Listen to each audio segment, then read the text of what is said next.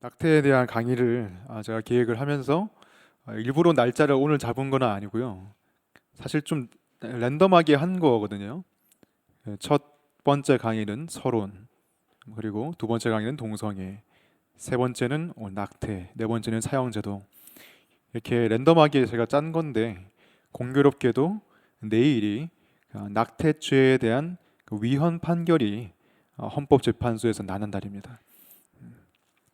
하룻밤만 지나면 오늘 우리가 논의했던 내용을 가지고 내일 헌법재판소에서 낙태죄가 헌법상 합헌인지 위헌인지 이런 것들을 결정하게 되는 것이고, 뭐 위헌이 난다고 할지라도 뭐 바로 폐지가 되는 것은 아니라고 생각해요. 그것은 아니고 어느 정도 개정이 일어나겠죠.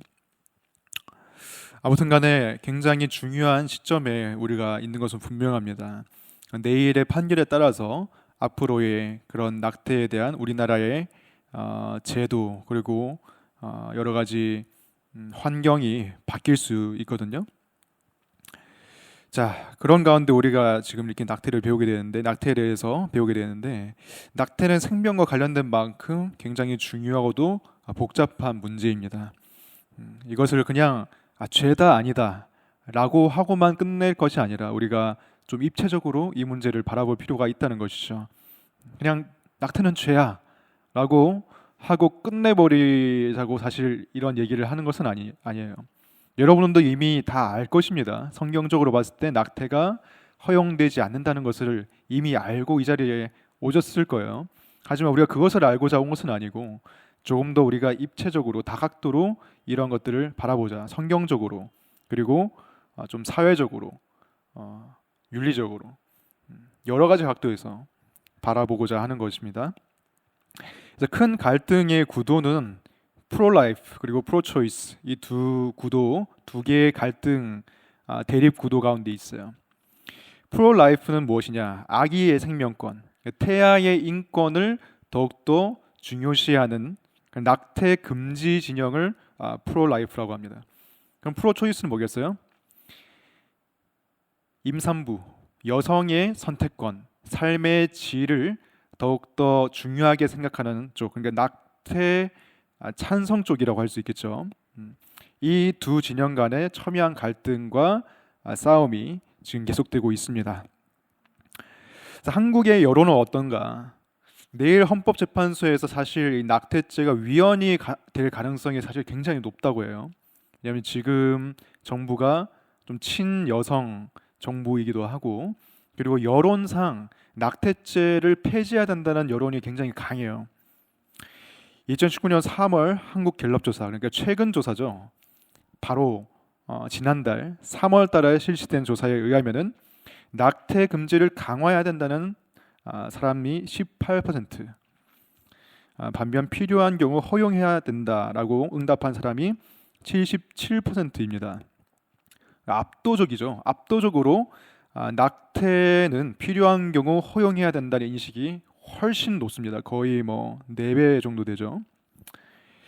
낙태 관련 인식에 대해서는 낙태가 일종의 살인인가에 대한 물음에 대해서 94년도에는 78%의 사람이 그렇다고 대답했습니다. 그런데 16년도에는 53%의 사람이 그렇다고 대답했고요. 19년도에는 45%의 사람이 낙태는 일종의 살인이다 라고 대답했어요. 점점 더 낙태가 살인이 아니라는 쪽으로 이 사회가 인식이 흘러가고 있다는 것이죠. 2018년 9월 한국보건사회연구원에서 조사한 것에 따르면요, 10,000명 중에 성경험을 한 여성은 7,320명, 73%로 나타났고, 임신 경험 여성은 3,792명입니다. 그 중에서 낙태 경험 여성은 756명이에요. 임신 경험 여성의 19.9%가 낙태 경험이 있다는 것이죠.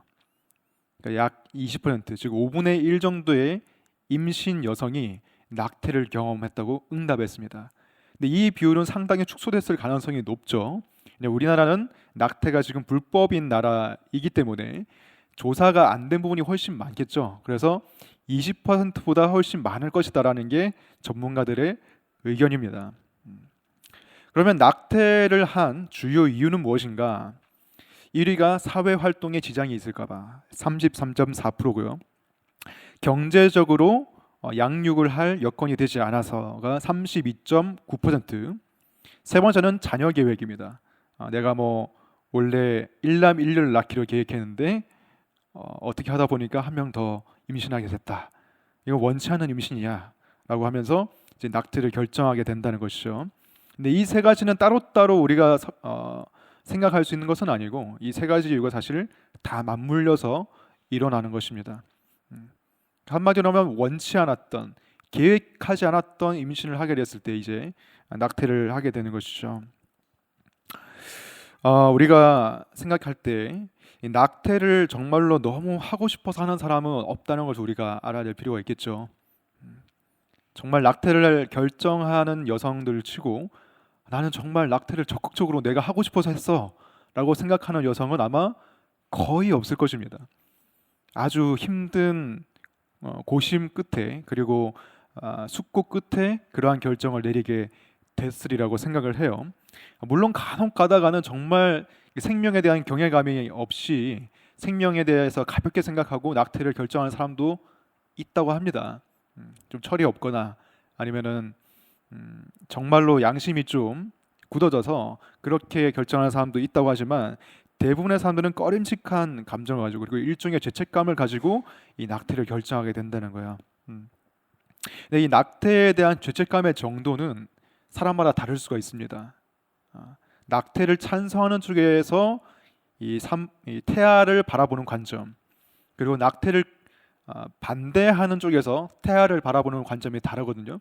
그러니까 태아가 인간이냐 아니냐에 따라서 이 낙태에 대한 이것을 범죄로 볼 것인지 아니면 이것이 가능한 것인지 그리고 이것을 했을 때 죄책감이 얼만큼 클 것인지가 결정이 되는 거예요.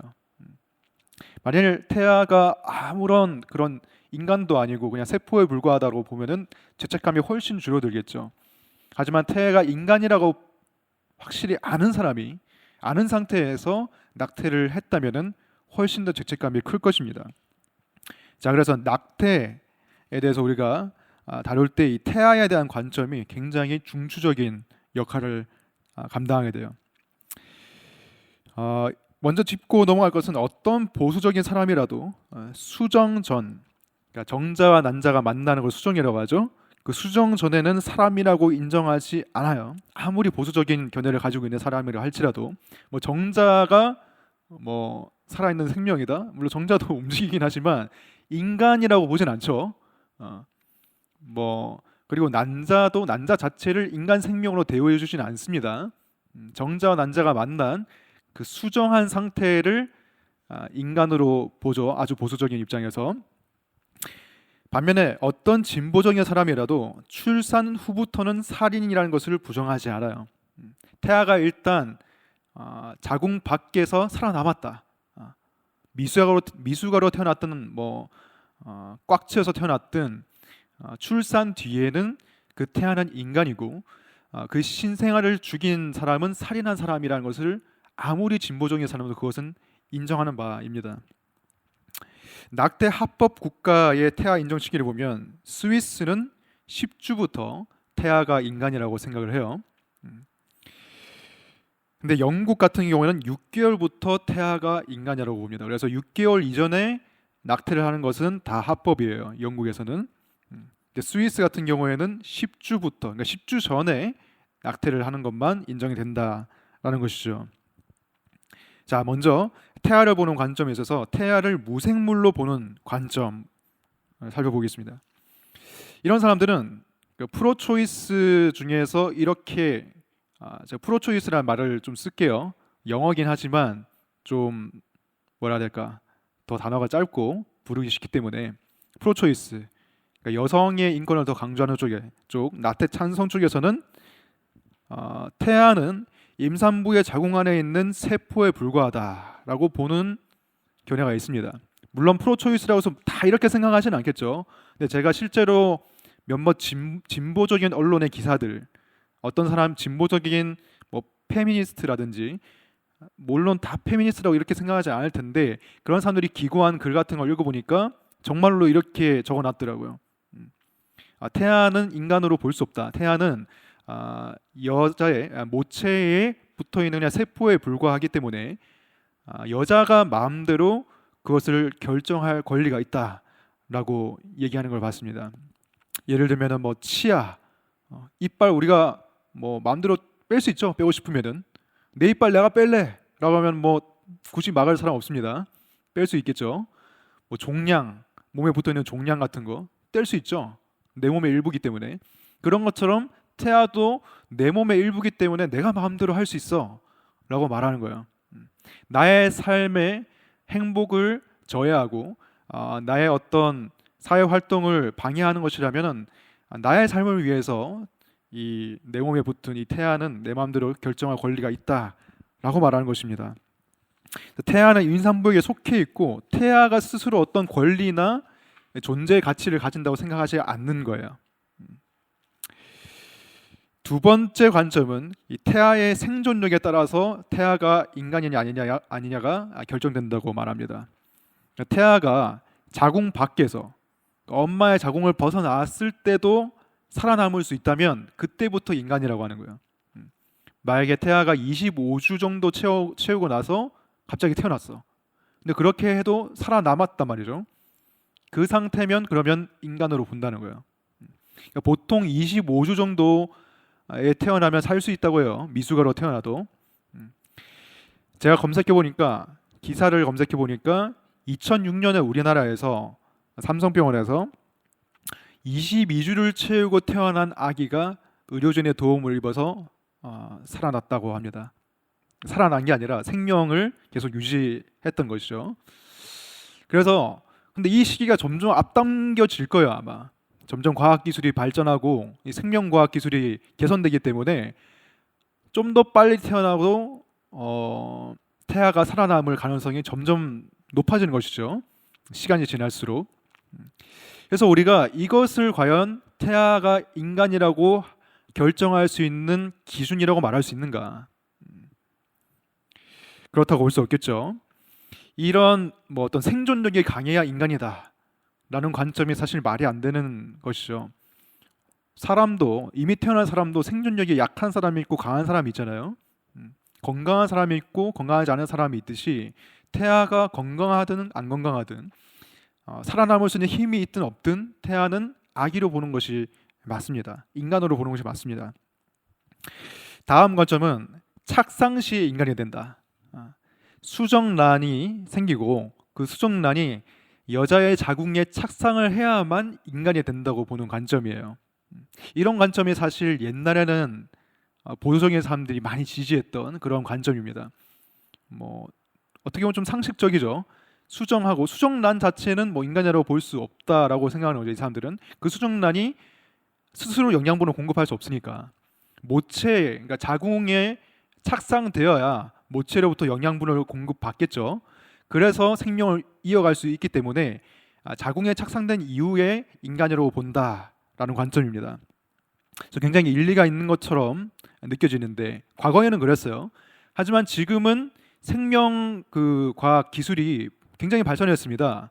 그래서 모체 여성의 신체 안에서만 수정란이 있을 수 있는 게 아니라 시험관을 통하여서 수정되는 경우가 있잖아요. 체외에서 몸 밖에서 정자 난자가 인공적으로 시험관을 통해서 만나가지고 그 수정되는 경우가 있잖아요. 시험관 아기를 할 때 또는 무슨 뭐 줄기세포 그런 실험이라든지 생명에 관련된 실험을 할 때 그런 경우가 있죠. 체외 수정을 하죠.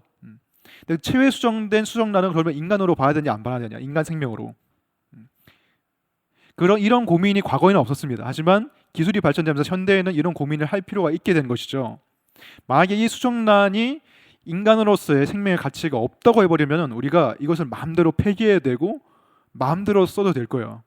함부로. 하지만 그러한 관점은 옳지 않다는 걸 우리가 알고 있죠. 수정란도 엄연한 생명이고 생명의 씨앗이잖아요. 생명의 본질이 담겨있기 때문에 그것을 함부로 폐기 처분하고 마음대로 실험해서는 안 된다라는 것이 기독교적인 입장이라고 할 수 있습니다. 그래서 착상되어야만 인간이다, 인간의 생명을 가치를 지낸다가 아니라 수정되었을 때부터, 정자 난자가 만나서 수정되었을 때부터 인간의 생명을 지닌다, 생명의 가치를 지닌다고 보는 것이 맞겠습니다. 수정 후 신생아가 탄생할 때까지 인간의 생명이 아니라고 말할 수 있는 시점은 없다는 것이죠. 수정되었을 때 인간 발달 단계를 시작하게 되지만 인간의 본질은 이미 그 안에 존재한다는 것입니다. 어떤 사람들은 이것에 대해서 이렇게 말해요. 이게 성경적인 근거가 있다. 왜냐하면 성경에 보면 수태고제라는 거 하죠. 여자에게 천사가 찾아와서 너가 아들을 낳을 것이다, 무슨 딸을 낳을 것이다, 이런 식으로 알려주잖아요. 예수님 같은 경우에는 천사가 마리아에게 찾아와가지고 마리아야, 너가 아들을 낳을 것이다, 그 이름을 예수라 하라, 수태고제를 하죠.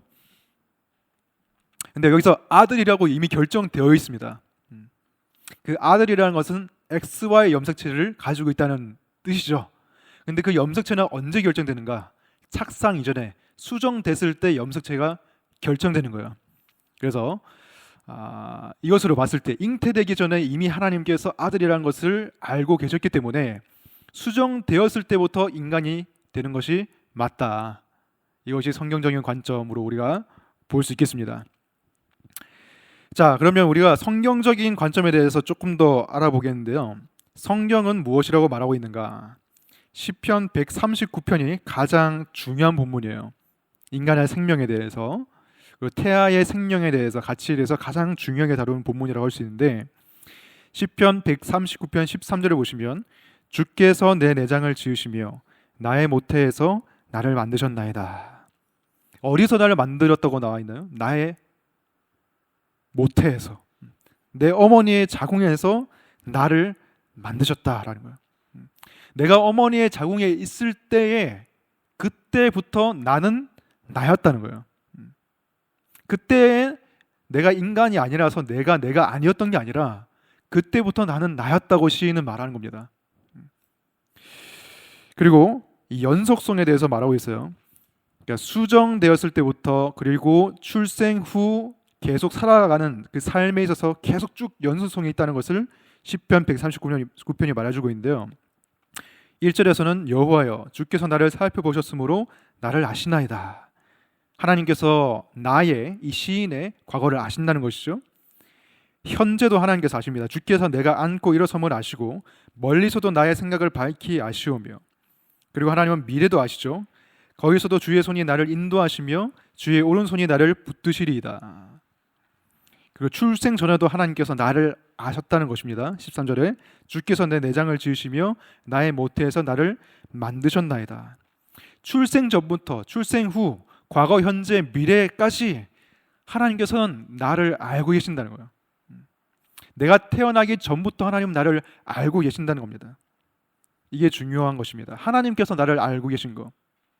하나님께서 나를 알고 계신 그 시점부터 나는 인격체예요. 그것은 어쩌면 수정 전까지 거슬러 갈 수 있습니다. 영적인 관점에서는.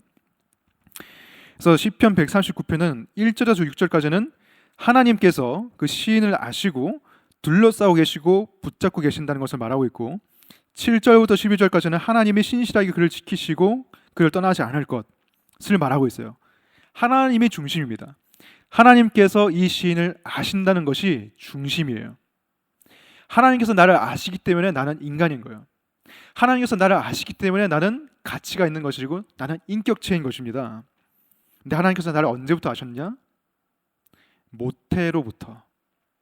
심지어 예레미야서에서는, 예레미야 1장 5절에서는 내가 너를 모태에 짓기 전에 너를 알았고 라고 말해요.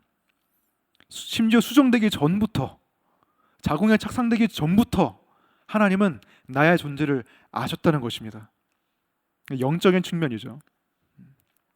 하나님은 영원하신 분이시고 시간을 초월하신 분이기 때문에 나라는 존재가 시간 안에 나타나기 전부터 하나님은 나를 아셨다는 거예요. 다만 나라는 존재가 시간 안에 나타난 그 시점이 수정된 시점이기 때문에 그때 나를 나라고 내가 표현할 수 있는 것입니다. 굉장히 추상적이고 좀 영적인 그런 말이긴 하지만 여러분 다 아시겠죠? 이해하시겠죠? 그 외에도 성경에는 여러 가지 구절을 통해서 이러한 것들을 말해주고 있는데요. 뭐 욥기 31장 15절이라든지 뭐 시편 71편 6절이라든지 뭐 이사야 49장 1절 같은 걸 보면은 하나님께서 모태에서부터 나를 아셨고 나를 부르셨고 이런 것을 말합니다. 엄마 뱃속에 있을 때부터 나는 인격체, 생명의 가치를 지닌 존재라는 것이죠. 누가복음 1장 41절 보면은 엘리사벳과 마리아가 서로의 각자의 아기를 임신해서 만나는 장면이 나옵니다. 엘리사벳은 누구의 어머니죠? 세례 요한의 어머니고, 마리아는 예수님의 어머니인데, 마리아가 엘리사벳에게 찾아왔을 때 마리아 뱃속 안에 있는 예수님을 인지하고서 엘리사벳 뱃속에 있는 세례 요한이, 태아가 뛰놀았다고 되어 있어요. 보시면 엘리사벳이 마리아가 문안함을 들으며 아이가 복중에서 뛰노는지라 엘리사벳이 성령의 충만함을 받아라고 되어 있죠.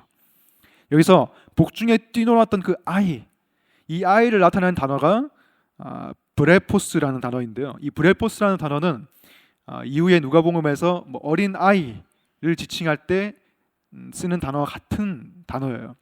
그러니까 어린 아이나 뱃속에 있는 태아나 같은 아이이고 같은 인간이라는 것을 누가복음에서는 보여주고 있다는 것이죠. 그리고 성경에서는 두 가지 중요한 원칙이 있습니다. 첫 번째 원칙은 성경은 하나님께서 약자들을 너무나 귀중하게 여기신다는 거예요. 약자들에게 특별한 관심을 하나님께서 베푸신다는 거예요. 창세기부터 신명기까지 뭐 모세오경에 자주 나오는 대목이 그런 것이죠. 나그네와 고아와 과부에게 잘 해줘라. 그들을 선대해라. 그들을 돌봐라. 가난한 자들을 돌봐라. 그렇게 하지 않는 것은 하나님께 죄를 범하는 것이다. 이런 식으로 가난한 자들, 소외된 자들, 약자들에 대한 관심이 성경에는 계속해서 나타나고 있습니다. 신약에서도 야고보서에 보면은 하나님 아버지 앞에 정결하고 더러움이 없는 경건은 곧 고아와 과부를 그 환난 중에 돌보고 또 자기를 지켜 세속에 물들지 아니하는 그것이니라.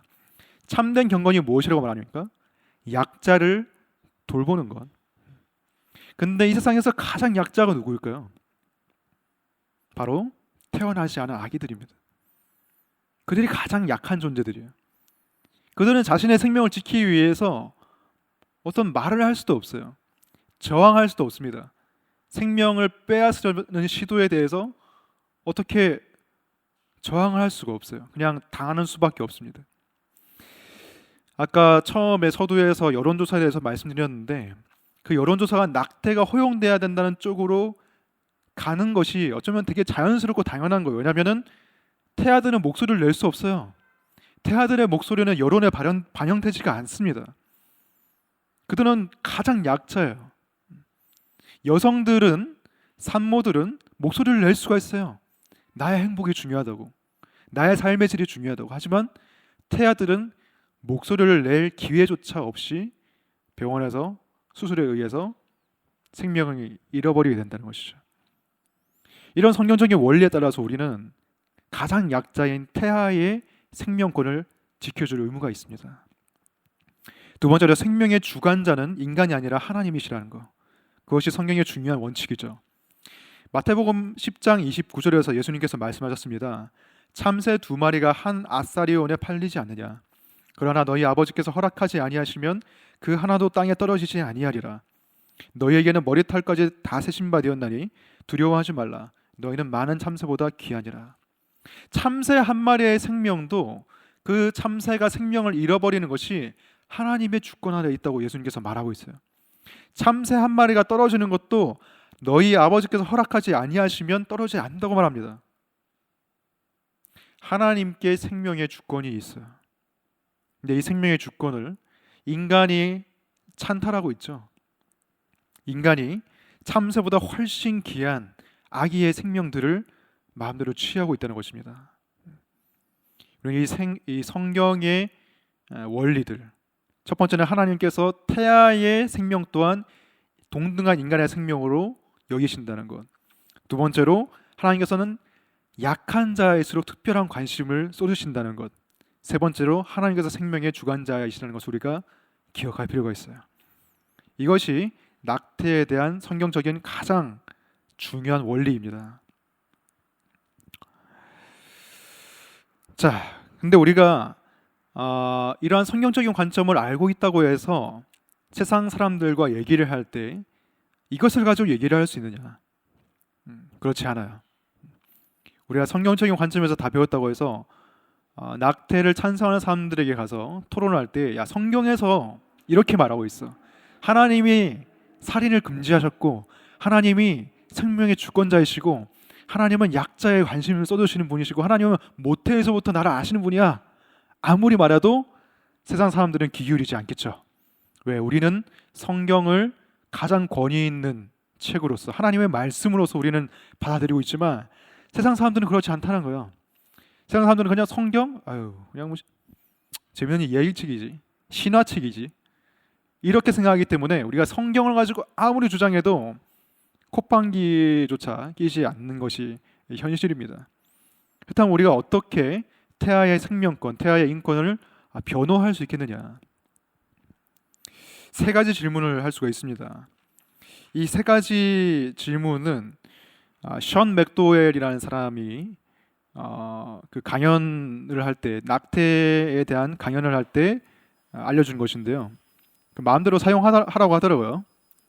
널리 퍼뜨려서, 가능한 한 멀리 퍼뜨려서 생명이 무고하게 희생되는 것을 막아야 된다라고 했습니다. 션 맥도웰의 아내가 실제 있었던 일인데, 어떤 친구가, 지금 좀 안타까운 일이 아니라 교회 수련회 갔다가 이게 좀 이렇게 부적절한 관계를 맺어가지고 임신을 하게 된 거예요. 그래서 그 아내에게, 션 맥도웰의 아내에게 그 친구가 찾아갔습니다. 내가 어떻게 하면 좋겠냐? 내가 임신한 것 같다. 내가 낙태를 해야 될 것 같다. 라고 했을 때 이 아내가 요 세 가지를 물어봤다고 합니다. 첫 번째는, 네 안에 있는 아기, 이 태아가 살아있는 존재냐? 두 번째는, 그 아기가 엄마와 독립적인 존재인가? 세 번째는, 그 태아가 인간인가? 요 세 가지를 물어보고 그 세 가지에 대해서 설명해 줬을 때 그 친구는 고심 끝에, 숙고 끝에 아기를 낳기로 했다고 해서 또 낳아서 잘 기르고 있대요.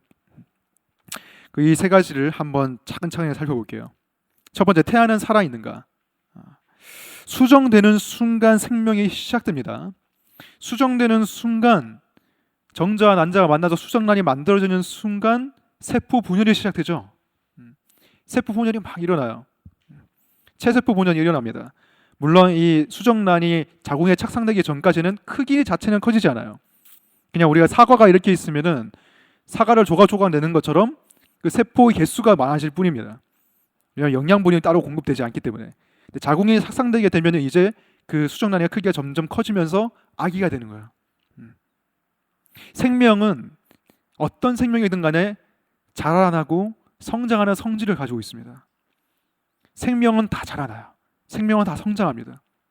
그래서 우리나라 사람들을, 우리 독특한 이 나이 계산법이 있죠. 우리나라 사람들은 태어나면 바로 한 살이라고 해요. 왜 그럴까? 엄마 뱃속에 있는 기간도 그 한 살로 쳐주는 거예요. 그래서 태어나는 즉시 한 살이라고 하는 것입니다. 어떻게 보면 우리나라 사람들이 굉장히 그 생명에 대한 감수성이 있었던 것이죠. 태아가 엄마 뱃속에 있었을 때에도 인간이었다라는 것을 우리나라는 이미 인정하고 있었던 거예요. 많은 사람들이. 그래서 태어나면 0살이라고 하는 게 아니라 이 아이는 한 살이다 라고 말하는 것입니다. 엄마 뱃속에 있는 개월수까지 합쳐서. 우리가 백보, 천보, 양보해서 태아가 언제 생명이 되는지 알지 못한다고 칩시다. 태아가 언제 생명이라고 볼 수 있는지 알지 못한다고 칩시다. 그렇다고 해서 태아를 마음대로 죽일 수 있는가? 예를 들어서 여러분이 길을 가다가 의식이 없는 사람을 발견했어요. 쳐도 반응이 없어. 아무튼 이 죽었는지 살았는지 모르겠어. 그렇다고 해서 그 사람을 그냥 이 사람 죽은 사람이네 하고 땅에 묻어버릴 수 있겠습니까? 그럴 수 없겠죠. 그 사람이 정말로 살았는지 죽었는지 확실하게 진단을 받은 후에 그 사람을 매장하든지 뭐 특히 병원으로 이송시키는지 그렇게 할 것입니다. 만약에 건물을 폭파한다고 칩시다. 그 건물을 폭파하기 전에 그 건물 안에 사람이 있는지 없는지 확인을 해야겠죠. 한 사람에도 있으면 그 건물은 파기해서는 안 됩니다. 그 건물 안에 사람이 있는지 없는지 방마다 돌아다니면서 다 대피하라고 하고 철저히 확인한 다음에 그 건물을 폭파시켜야겠죠. 마찬가지로 태아가 생명인지 아닌지 언제부터 생명인지 모른다고 칩시다. 그런데 만약에 낙태를 하려고 한다면 이 태아가 정말 살아있는지 아니면 의식이 없는 건지 증명을 해야 돼요. 그 사람이. 그 이후에 결정을 해야 될 것입니다. 그래서 그 생명인지 아닌지에 대한 증명은 프로라이프에게 있는 것이 아니에요. 프로라이프는 수정했을 때부터 생명이라고 믿어요. 그렇기 때문에 증명할 필요가 없습니다. 하지만 프로초이스 같은 경우에는 죽이려는 입장이기 때문에 낙태를 하라는 입장이기 때문에 그 사람들에게 생명에 대한 증명을 할 필요가 있습니다. 두 번째로 태아는 모체와 독립적인가? 낙태 폐지에 대해서 시위를 많이 하죠. 특히 내일이 그 헌법재판소에서 위헌이 결정되는 날이기 때문에 계속해서 시위를 요즘 많이 했다고 들었는데 그 시위를 할 때 피켓에 쓰는 구호가 무엇입니까? 내 자궁은 나의 것이다. 내 자궁은 나의 것이라는 그런 구호를 써서 막 외쳐요. 물론 왜 그런 구호를 쓰는지 이해는 합니다. 그냥 낙태에 대한 책임이 여성들에게만 전가되는 그러한 현실, 여성들만 죄인으로 몰리는 현실, 그런 것에 대해서 여성의 주체성을 더 어필하기 위해서 그런 구호를 외친다고 생각해요. 하지만 그 구호를 너무 진지하게 생각하면 그건 문제입니다. 자궁이 여성의 것이 맞죠. 하지만 그 자궁에 붙어 있는 태아까지 자신 마음대로 할 수 있다는 것은 아닙니다. 여러분, 여성이 자기의 신체에 대한 결정권이 있습니다. 자신의 신체를 가지고 무엇을 할 수 있어요. 요리도 할 수 있고 자신의 신체 가지고 운동도 할 수 있어요. 직장에서 일할 수도 있고 공부할 수도 있습니다. 하지만 여성이 자신의 신체에 대한 그런 주권이 있다고 해서 뭐 자신의 신체로 도둑질을 한다거나 범죄를 해서는 안 되겠죠. 특별히 살인을 할 수 있습니까? 자신의 신체라고 해서 할 수가 없죠. 우리는 태아가 인간이라고 믿기 때문에 여성의 아무리 여성이 스스로 자신의 신체에 대한 주권이 있다고 해도 태아를 낙태하는 것까지 결정권이 있다고 말할 수는 없다는 것입니다. 태아는 모체와 독립적이에요. 따로 있는 존재예요. 물론 엄마에게 너무나 의존적인 존재이긴 하지만 그럼에도 불구하고 태아는 그 자체로 자신의 존엄성이 있고 자신의 가치가 있는 존재입니다. 예를 들어서 태아는 어머니와 다른 혈액형을 가질 수 있죠. 어머니는 A형인데 아기는 O형일 수 있어요. 심지어 엄마는 백인인데 아이는 흑인일 수 있죠. 인종까지 달라질 수 있습니다. 그리고 수정 후 3주가 지나면 태아는 심장이 뛰기 시작합니다. 심장이 따로 뛰어요. 아이의 심장이. 그런데도 불구하고 이 태아가 따로 독립적이라고 말할 수 없는가? 태아는 고유한 생명을 가진 존재라는 것입니다. 그리고 수정했을 그때에 수정 시에 부모와 다른 고유한 DNA를 가지게 돼요. 그때부터 부모와 다른 유전자를 가지게 된다는 거예요. 성별, 생김새, 피부색, 머리카락색, 눈동자색, 기질 이런 것들이 수정 시의 DNA에서 결정된다는 거예요. 그렇기 때문에 태아는 모체와 독립적으로 봐야 된다는 것입니다. 세 번째로 태아는 인간인가? 태아는 생명이죠. 그리고 태아는 모체와 독립적이죠. 그럼 태아는 인간인가? 당연히 인간이죠. 부부가 여보 나 치타 새끼 기르고 싶어. 치타 한 마리만 낳아줘. 뭐 이렇게 해서 치타가 태어납니까? 원숭이 새끼를 가지고 있어 싶다고 해서 원숭이를 낳을 수 있습니까? 인간이 아기를 낳는다는 것은 인간의 아기를 낳는다는 것이죠. 태아는 인간이에요. 뭐 다르게 생각할 전혀 가능성이 없습니다. 근데 어떤 사람은 이렇게 말합니다. 태아는 인간처럼 생기지 않았어. 태아는 외계인처럼 생겼어. 그래서 태아는 인간이 아니야 라고 말하죠. 근데 그게 아니라 태아가 인간이 아닌 것이 아니라 인간의 발달 단계 가운데서 그 시점에 인간이 취할 수 있는 외모를 태아가 가지고 있는 거예요. 외계인처럼 생겼다고 해도 그게 그때 인간의 모습인 거예요. 우리 기준으로 봤을 때 태아가 인간처럼 안 생긴 거지 그게 인간의 모습입니다. 외모에 따라서 우리는 생명의 가치를 판단하지 않죠. 어떤 사람이 인간처럼 생기지 않았다고 해서 그 사람이 인간의 가치를 잃어버린 게 아닙니다. 옛날에 뭐 엘리펀트 맨이라고 아세요?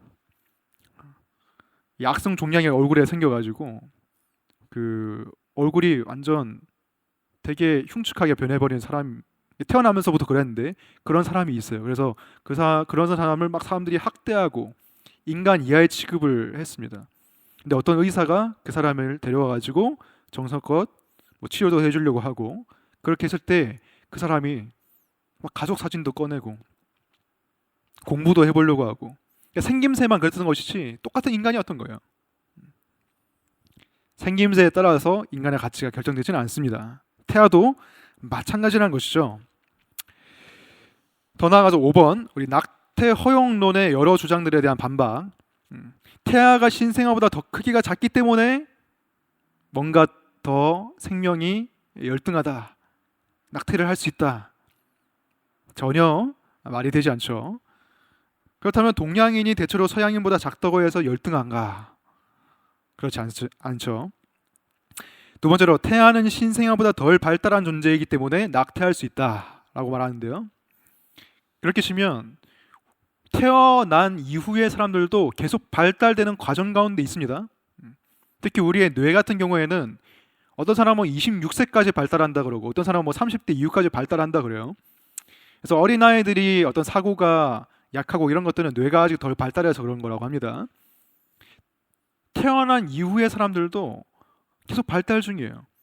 그렇다고 해서 어린아이의 생명이 어른들의 생명보다 더 가치가 떨어지는가? 전혀 그렇지 않죠. 그럼 어린아이의 생명보다 태아의 생명이 더 열등한가? 그렇지 않다는 것입니다. 세 번째로 태아는 아직 자궁 밖으로 나오지 않았기 때문에 낙태를 할 수 있다라고 말하는데요. 인간이 어느 장소에 있느냐에 따라서 가치가 달라집니까? 그렇지 않죠.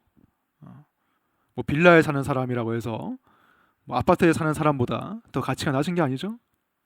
반지하에 사는 사람이 무슨 뭐 타워팰리스에 사는 사람보다 가치가 낮은 게 아니죠.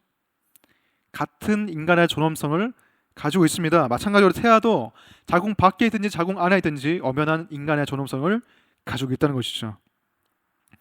네 번째, 태아는 모체 어머니에게 절대적으로 의존적이다. 임산부에게 절대적으로 의존적이다. 그렇게 치면 신생아도 절대적으로 의존적입니다. 자궁 밖에서 태어난 아이도 부모의 돌봄이 없으면 죽어요. 태아도 마찬가지입니다. 의존적이라고 해서 그 태아를 마음대로 낙태할 권리는 없다는 것이죠.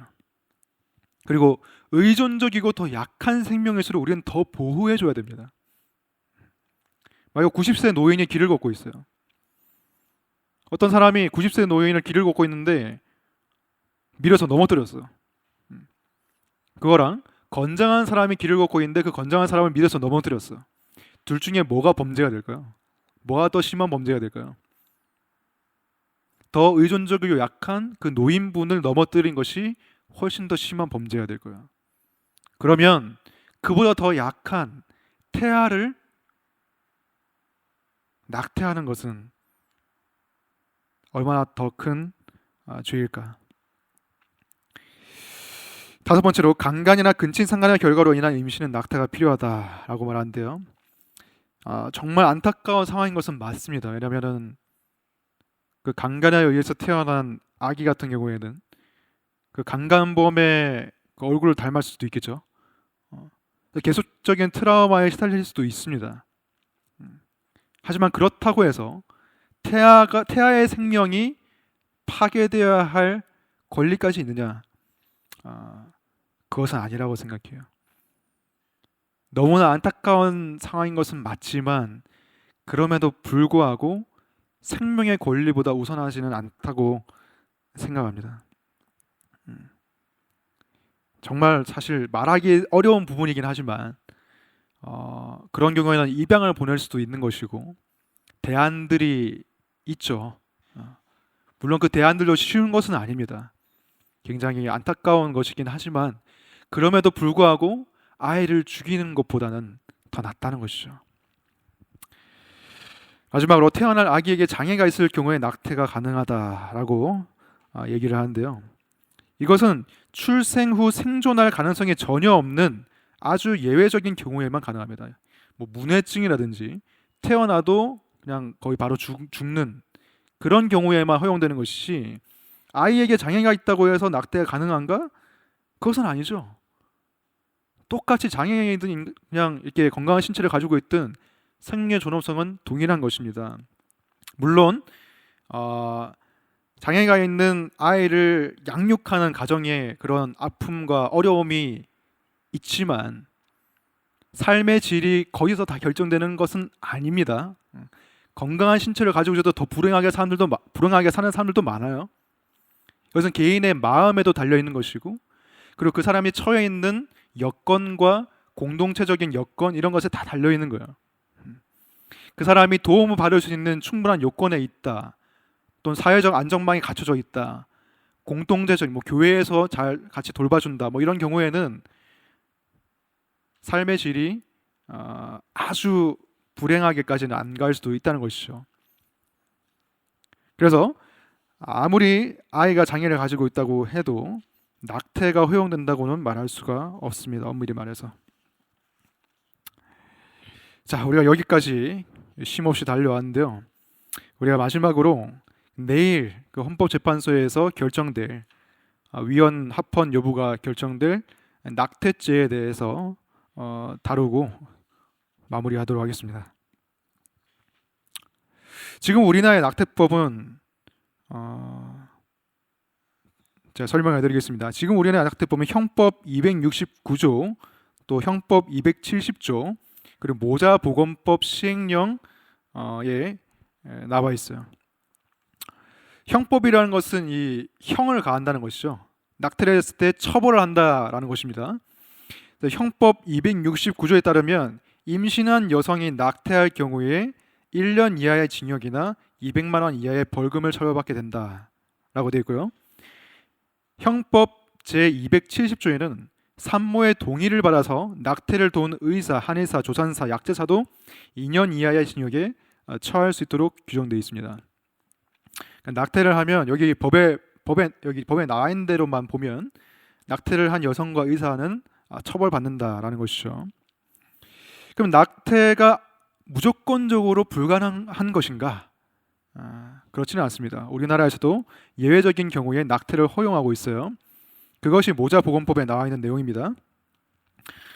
자, 첫 번째, 예외의 경우는 부모가 유전학적 장애가 있거나 전염성 질환이 있어 태아에 영향을 줄 수 있는 경우. 자, 이 잘 해석해야 되는데요. 태아에 장애가 있을 경우가 아니고요. 부모에게 유전학적 장애가 있거나 전염성 질환이 있을 경우를 말합니다.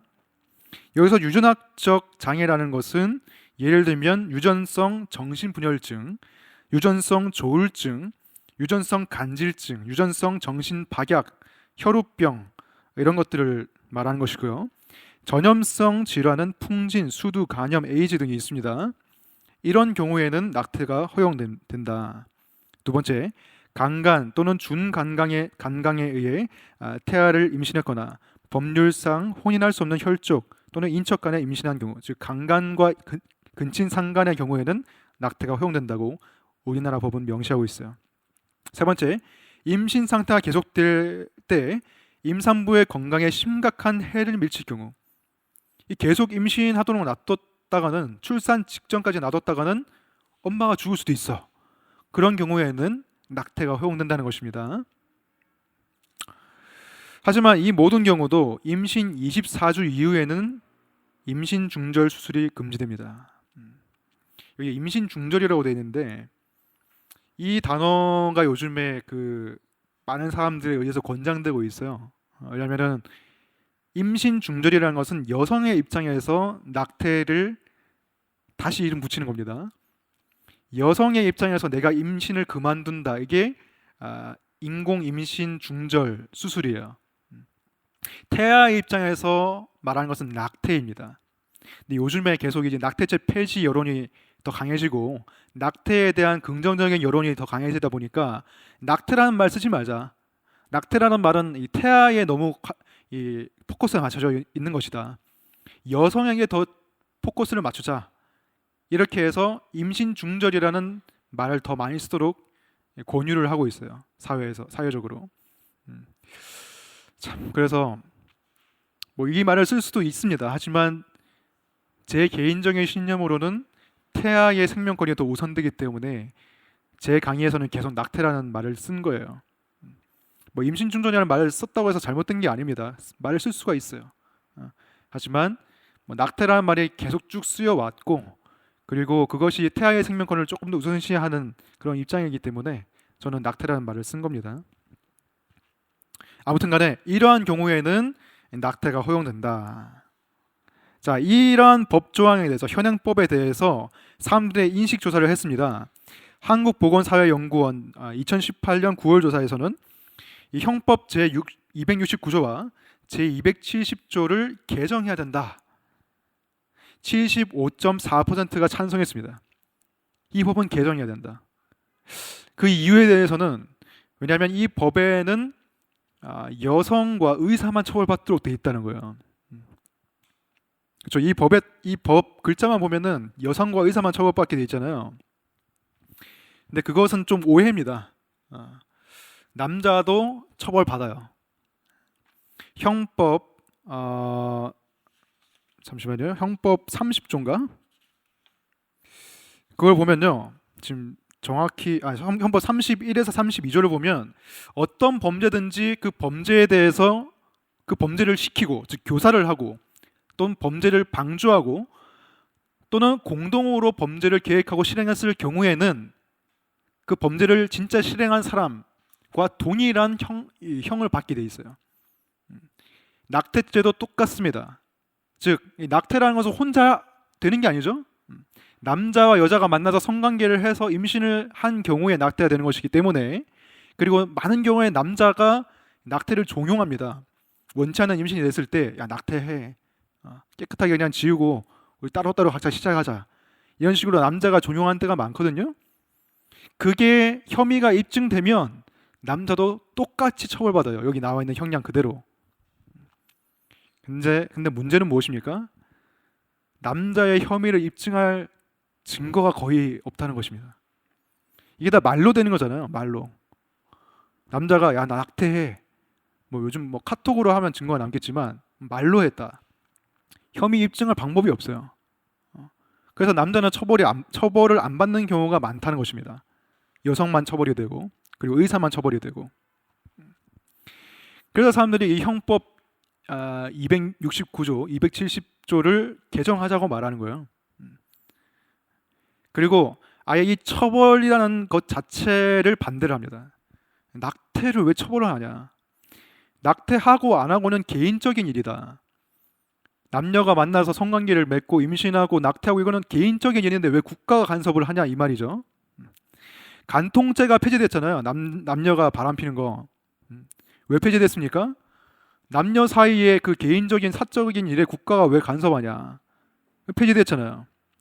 똑같은 논리로 낙태도 개인적인 일이기 때문에 국가가 개입해서는 안 된다라고 찬성하는 입장에서는 말하는 거예요. 근데 우리가 생각해 볼 필요가 있습니다. 국가가 개입해야 될 문제가 있고 개입해야 되지 않아야 될 문제가 있어요. 예전에는 국가가 개입하지 않았지만 최근에는 국가가 개입하기 시작한 죄들도 있습니다. 예를 들면 가정폭력, 부부간 성폭행, 또는 데이트 성폭력. 개인적인 일들이죠, 전부 다. 근데 국가가 왜 개입합니까? 약자를 보호하기 위해서, 특히 여성들을 보호하기 위해서 국가가 개입을 하죠. 낙태도 마찬가지입니다. 이때까지 계속 국가가 개입하고 있었습니다. 왜냐하면 태아가 가장 약자이기 때문에. 태아는 말도 못하고 저항도 못하고 목소리를 낼 수 없기 때문에 국가가 개입해서 약자를 보호해 주는 거예요. 자, 제가 계속 뒤에 할 말까지 다 해버렸는데 이 설문조사 보고 있었죠? 통계 보고 있었죠? 자, 모자보건법 제14조 시행령 15조 개정 여기서는 48.9%가 찬성하고 있습니다. 낙태 예외 조항을 마련해 놨는데 이것도 개정돼야 된다는 사람이 48.9%예요. 왜? 여기서는 낙태를 의사와 뭐 상담 후에 하게 돼 있다거나 아니면은 뭐 아무튼 절차를 거쳐야 돼요. 누군가 제3자와. 근데 그렇게 하지 않고 낙태를 할 수 있게 해달라. 또는 여기 예외 조항들은 너무나 제한적이다. 내가 경제적으로 아이를 키울 수가 없어서 낙태를 하고 싶다. 이것도 예외 조항에 넣어달라. 이런 이야기입니다. 그래서 이 모자보건법을 개정하자라는 목소리가 일어난다는 것이죠. 자, 그리고 낙태 문제와 관련된 정책 수요에 대해서는 피임, 임신, 출산에 대한 남녀 공동 책임 의식 강화 27.1%, 원하지 않는 임신을 예방하기 위한 성교육 및 피임 교육 23.4%가 나왔습니다. 자, 여기에 대해서 낙태죄에 대해서 폐지 찬성 입장을 보도록 하겠습니다. 아까 말했던 것이죠. 형법상 여성에게만 책임을 묻고 남성에게는 책임을 묻고 있지 않다는 점. 두 번째, 낙태를 한 여성에 대해서는 책임감이 없고 이기적인 존재, 문란하다는 낙인이 찍힌다는 것입니다. 이것도 아까 말했던 것과 마찬가지로 여자에게만 이런 굴레를 씌운다는 것이에요. 남녀가 함께 성관계를 해서 아이를 원치 않는 임신을 했고 낙태를 한 것인데 여자한테만 쟤는 낙태한 여자야. 쟤는 어떻게 몸을 처신을 했길래 저렇게 됐을까? 이런 식으로 여자에게만 낙인을 찍고 정지를 한다는 거예요. 남자가 그렇게 안 했으면 여자도 그럴 일 없었겠죠. 이런 부분에 대해서 여성들이 불만의 목소리를 낸다. 세 번째, 낙태를 법으로 금지할 때는 음성적으로 부적절한 낙태 시술이 늘어날 수밖에 없다. 불법 수술이 늘어나게 된다는 것이죠. 정상적인 의료 수술을 받을 수가 없기 때문에 불법적인 시술 센터에 가서 좀 열악한 환경에서 낙태 시술을 받게 된다는 것입니다. 또는 민간요법 낙태.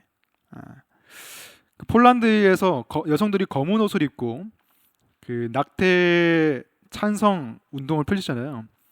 그 상징적인 심볼이 옷걸이입니다. 왜 옷걸이인지 아세요?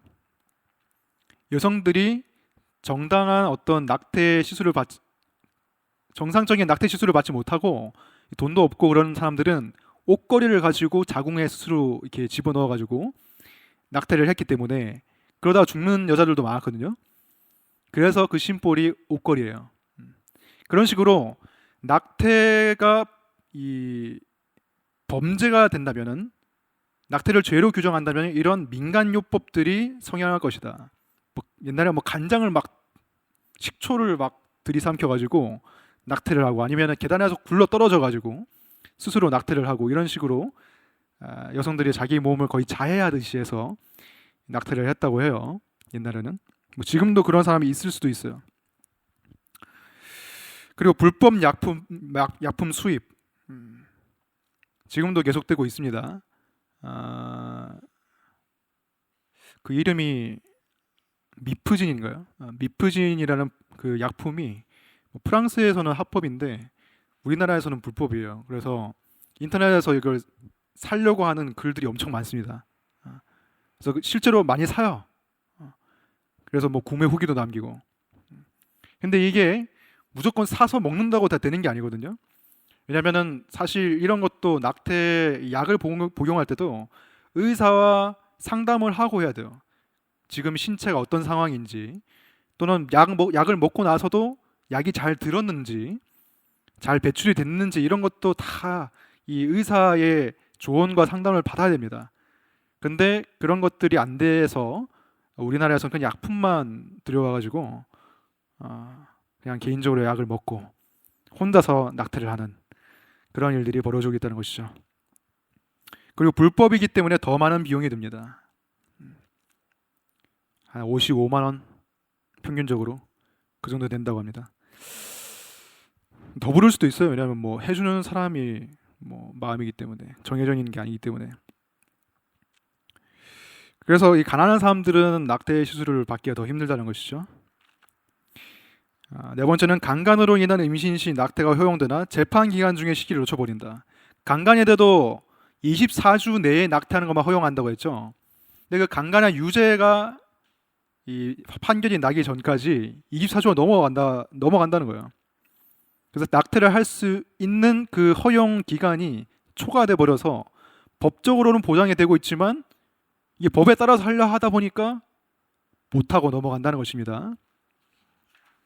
마지막으로 낙태죄 자체가 식물형법이 돼버렸다. 이 낙태죄 형법이 있지만 실제적으로 낙태 때문에 처벌받는 사람은 거의 없다고 합니다. 80건만 기소가 되고 그 중에 한 건만 실형이 선고가 됐어요.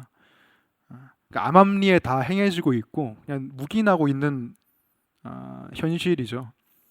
사형제도와 마찬가지입니다. 사형제도도 우리나라 사형제도가 있지만 실제로 사형되는 사형수들은 없죠.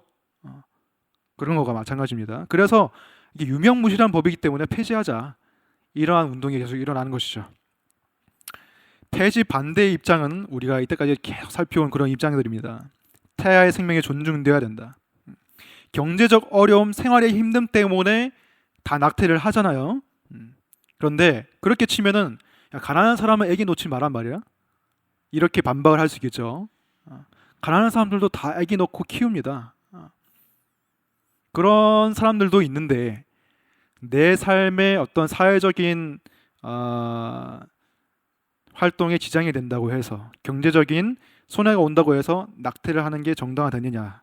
그럴 수 없다는 것이죠. 두 번째, 생명 경시 풍조가 심화될 수 있다. 출산 전에 이 태아를 죽일 수 있다면 출산 후의 아기도 똑같이 죽일 수 있는 거 아니냐? 이러한 인식이 늘어날 수 있겠죠. 물론 이렇게 생각하는 사람들은 거의 없겠지만 논리적으로는 이렇게 생각할 수 있습니다.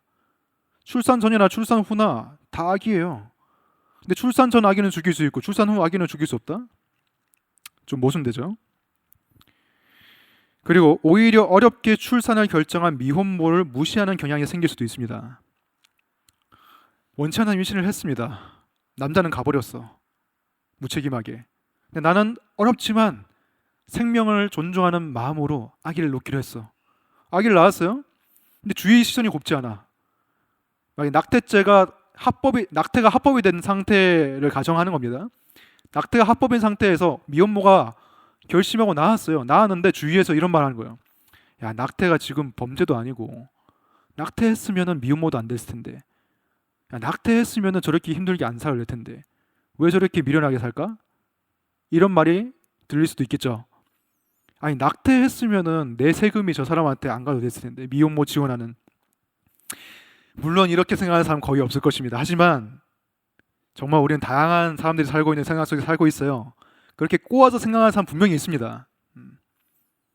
여러분, 세월호 사람 그 희생자 유가족들한테도 사실 할 수 없는 말도 많이 했잖아요. 사람들이. 야, 내 세금이 저기 가냐? 보상금에 가냐? 뭐 이렇게 세월호 유가족들 욕하고. 우리는 이런 사회에 살고 있어요. 그렇기 때문에 낙태가 합법이 됐을 때 미혼모를 욕하는 경우도 생길 수 있다는 겁니다. 이게 충분히 생길 수 있어요. 세 번째로, 낙태를 하지 않는 것만큼 낙태를 하는 것도 여성에게 신체적이고 정신적인 피해를 줄 수 있습니다. 낙태에 대한 죄책감이나 신체적 후유증이 분명히 있겠죠. 낙태를 하는 거, 산부인과 의사들의 인터뷰를 보면 낙태를 하는 게 물론 시간이 얼마 걸리지 않고 비교적 간단한 수술이긴 하지만 분명히 위험한 수술인 것은 맞다고 해요. 그냥 감으로 그냥 자궁에 이렇게 집어넣어가지고 끌어내는 거예요. 뭐가 있으면 또 빼내고, 아기를 이렇게 끌어서 빼내고, 뭐 태반도 그냥 있으면 감으로 이제 빼내고, 이런 식으로.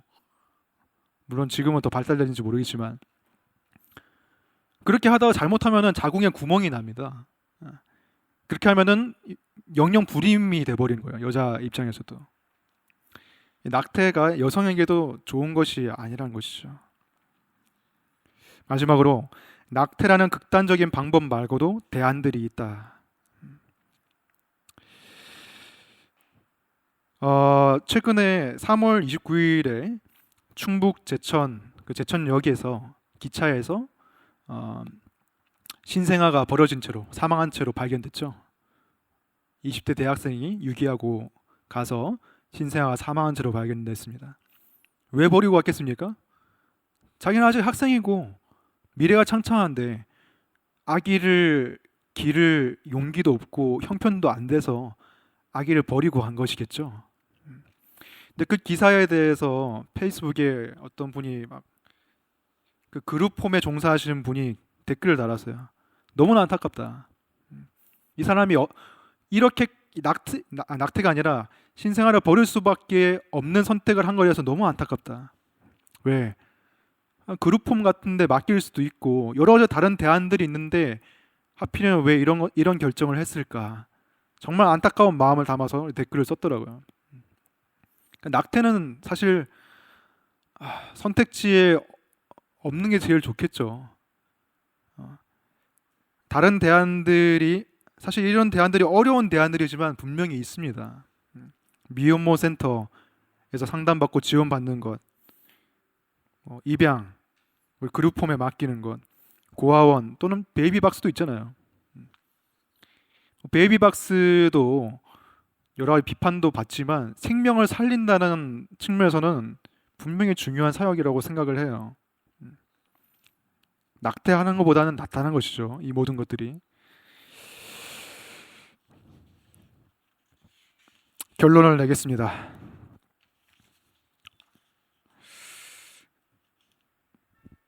지금 이 큰 구도는 프로라이프와 프로초이스의 대결 구도라고 했죠.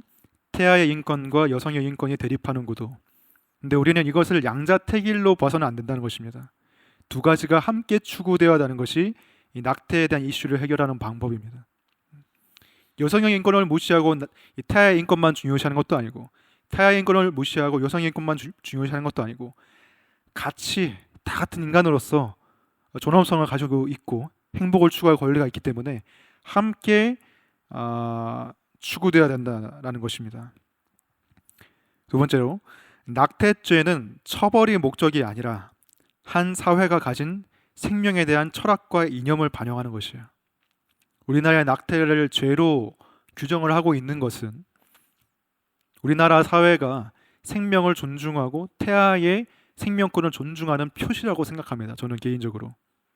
물론 낙태 찬성하는 사람들은 그렇게 생각 안 하겠죠. 여성 인권을 무시하는 처사라고 생각하겠지만 우리나라에 낙태죄가 있다는 것은 저는 그렇게 저는 해석을 합니다.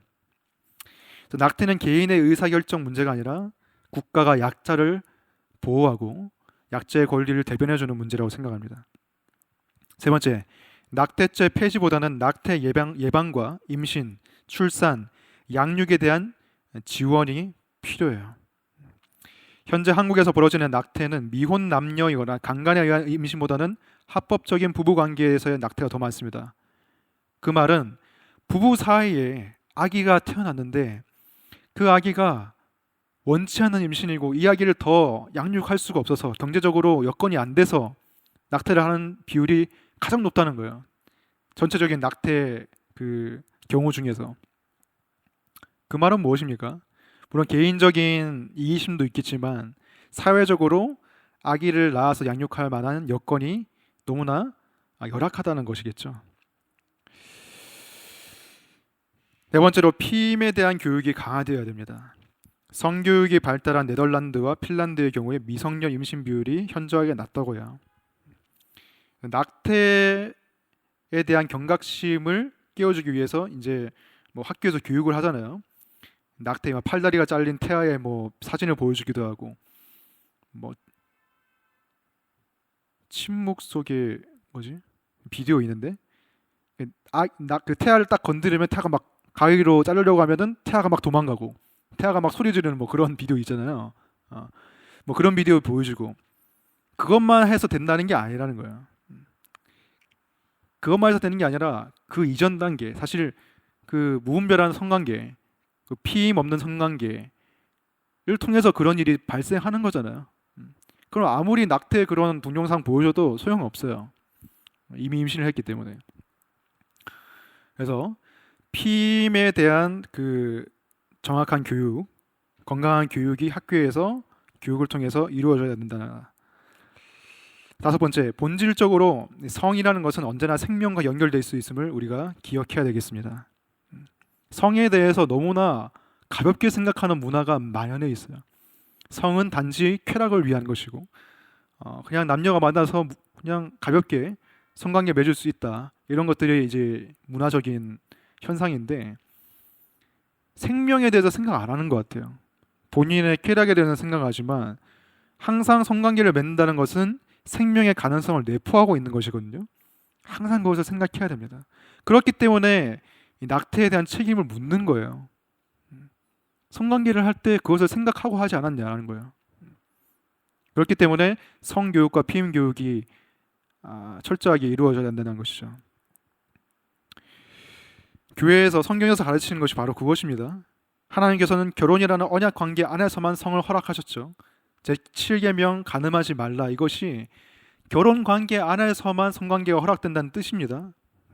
왜 하나님께서 그렇게 하셨겠습니까? 책임지지 않는 관계에서는 생명이 태어나도 생명이 희생된다는 거예요. 결혼 밖에서 생명이 태어나면 그 생명은, 그 약자는 무분별하게 희생된다, 무고하게 희생된다는 것입니다. 서로 책임지고 섬기는 결혼의 언약 관계에서 아기가 태어났을 때 그 출산이 축복받고 올바르게 아이가 성장할 수 있는 것이지, 그 외의 관계에서 하는 것은 성경에서 봤을 때는 죄라고 말할 수밖에 없는 것이죠. 그래서 교회 안에서도 성에 대해서 너무 터부시하는 게 아니라 이런 부분에 있어서는 적절하게 교육하고, 성은 하나님께서 주신 아름다운 것이지만, 누릴 수 있는 것이지만 결혼 언약 관계 안에서만 누릴 수 있다는 것을 교회에서도 철저하게 가르쳐야겠죠. 여섯 번째로, 정죄를 통해서 변화되는 것은 없다는 것을 기억해야 됩니다. 동성애와 마찬가지로 낙인 찍기는 문제를 악화시킬 뿐입니다. 야, 동성애가 에이즈의 주범이야, 이런 식으로 거짓으로 막 낙인 찍으면 에이즈가 확산이 안 될까요? 더 확산되죠. 에이즈 치료를 안 받으니까. 마찬가지로 야, 낙태한 여성은 물란한 여성이야, 낙태는 용인될 수 없는 범죄야, 이런 식으로 막 정죄를 한다고 해서 낙태 비율이 줄어드나요? 절대 그렇지 않습니다. 사람은 정죄를 통해 바뀌지 않아요. 사람은 은혜를 통해서 바뀌는 것이죠. 개인 여성에게 책임을 전가하지 않아야 됩니다. 이런 말이 있죠. 물론 이것은 자살에 대해서 한 말이긴 한데, 어떤 학자가 이렇게 말했어요. 누군가가 자살을 했다는 것은 그 개인의 실패가 아니라 공동체의 실패다라고 말했어요. 왜? 그 사람은 왜 자살했겠냐? 공동체의 관심과 지원이 없었기 때문에 자살했다는 거예요. 낙태도 마찬가지입니다. 왜 그 사람이 낙태를 선택할 수밖에 없었냐? 왜 그런 극단적인 선택을 할 수밖에 없었냐는 거예요. 사회적인 여건이 마련되지 않았기 때문이죠. 공동체의 관심과 지원이 없었기 때문이죠. 그래서 낙태를 단순히 개인적인 문제로 우리는 치부해서는 안 되고, 사회적인 부분에서 사회 안전망을 갖추고 복지를 갖추고 낳으면 양육할 수 있는 여건을 마련해 주는 것. 그리고 아까 낙태를 하는 가장 큰 이유가 뭐라고 했습니까? 경제적인 이유라고 했죠. 자본주의 사회에서는 자본이 없으면 다 희생돼요. 자본에 의해서 다 희생되는 게 자본주의 사회입니다. 자본에 의해서 윤리가 다 희생됩니다. 자본이라는 목적을 이루기 위해서. 근데 자본주의에 유일하게 대항할 수 있는 가치는 공동체적인 가치예요. 교회, 공동체. 신봉사가 심청이를 기를 수 있었던 이유는 아낙네들이 자신의 젖을 내어줬기 때문이죠. 과거에는 공동체적인 문화가 기본적으로 자리 잡아 있었어요. 신봉사 눈이 봉사고 딸이 그냥 어리고 아기인데 어떻게 키울 수 있었겠어요? 마을 공동체가 있었기 때문이죠. 그래서 심청이 효녀가 태어난 거예요. 효녀로 자라난 거예요. 마찬가지입니다. 공동체가 있을 때 자본주의 안에서 소외되고 약자로 규정되는 사람들도 건강하게 살아갈 수가 있는 거예요. 교회 공동체가 그런 공동체가 되어야겠습니다. 사도행전 2장의 공동체가 그랬죠. 자기의 소유를 자기의 것이라 하지 않고 각자의 필요를 따라 나눠줬다. 아마 그 안에는 미혼모도 있었을 것입니다. 초대교회 안에. 초대교회가 무엇으로 유명했습니까? 로마에서는 신생아를 막 유기했어요. 특히 여자아이 막 유기했습니다. 원치 않는 임신 그냥 갖다 버렸어요. 아기의 인권이 전혀 없었습니다. 갖다 버린 아기를 울음소리가 나면 기독교인들이 크리스천들이 주워와서 길렀어요. 그래서 기독교인들이 칭찬받고 기독교인들이 존중받았습니다. 그게 공동체라는 거예요.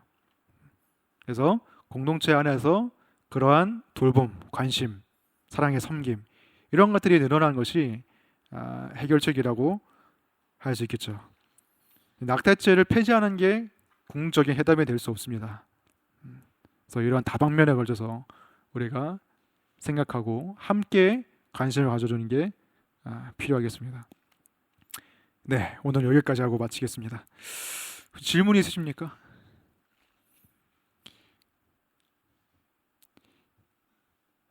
네, 질문은 혹시 있으시면 나중에 저에게 말씀해 주시고, 저도 모르는 게 훨씬 많아요. 저도 하면서 배웁니다. 제가 무슨 아직 자식도 없는데 무슨 뭐 많이 알겠어요. 그리고 이런 부분은 사실 여성들이 가장 잘 아는 문제죠. 그리고 말하지 않는 게 있는데 교회 안에도 이 낙태한 분들이 분명히 있을 겁니다. 하지만 그들을 죄인이라고 하는 게 아니에요. 그들만 죄인이라고 하는 게 아니에요. 하나님은 분명히 회개하고 용서를 구하는 사람은 다 용서해 주십니다. 저도 죄인이고 다 죄인입니다. 그렇기 때문에 특별히 이 강의가 뭐 낙태를 한 분들 비난하거나 그런 강의는 아니에요. 무엇이 성경적인 입장이고 옳고 그름을 분별하는 것이지 분별과 비난은 다른 것입니다.